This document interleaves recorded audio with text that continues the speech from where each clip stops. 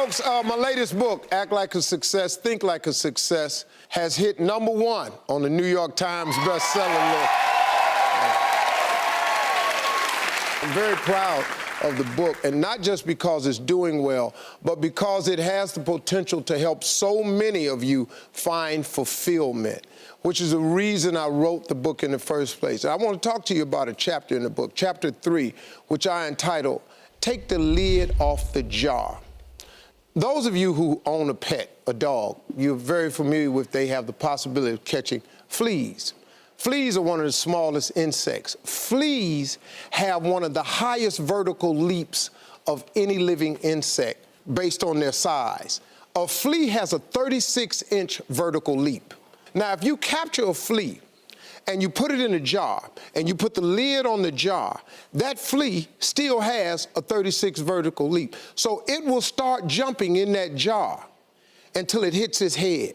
And once it hits his head, he starts making adjustments. So then the flea reduces his jump, and he jumps just high enough to where he almost touches it, but he don't hit the lid and get knocked back down.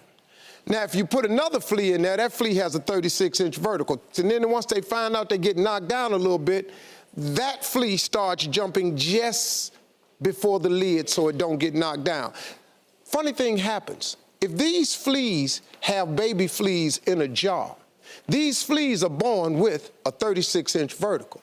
But because their parents are showing them only a 4 or 5-inch jump so they don't get hit, these baby fleas who are born with 36-inch verticals, they jump just as high as their parents jump.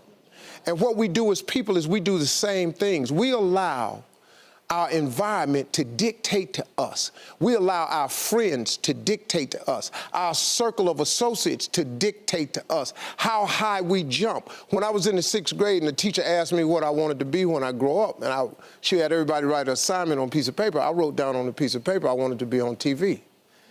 She called everybody's name and had them stand up at their desk, and when she got to mine, she said, "Little Stevie, come up to the front of the class." I'm thinking this is a great moment for me. I've written something on my paper so wonderful that it's better than all the rest. I'm going up to get a gold star. I got up there, she said, "Why did you write that on your paper?" And I said, "Because that was our assignment for today." She said, "But why did you write it on your paper, though?" I said, "Because I want to be on TV." Then she just started breaking me down. Who do you know on TV? Anybody in this school ever been on TV? No, ma'am. Anybody in your family ever been on TV? No, ma'am. She just destroyed me in front of these cats. I thought I was getting the gold star, found out I wasn't. I was heartbroken. She reported me to my parents, and I'm being a smart aleck in class, sent me home with the note pinned on me. I got home, I'm thinking I'm in a world of trouble. My mom tells my dad that I've been a smart aleck in class and I'm writing down stuff that's unrealistic. He said, "Well, what did you want to be, son?" I said, "I wrote on my paper, I want to be on TV."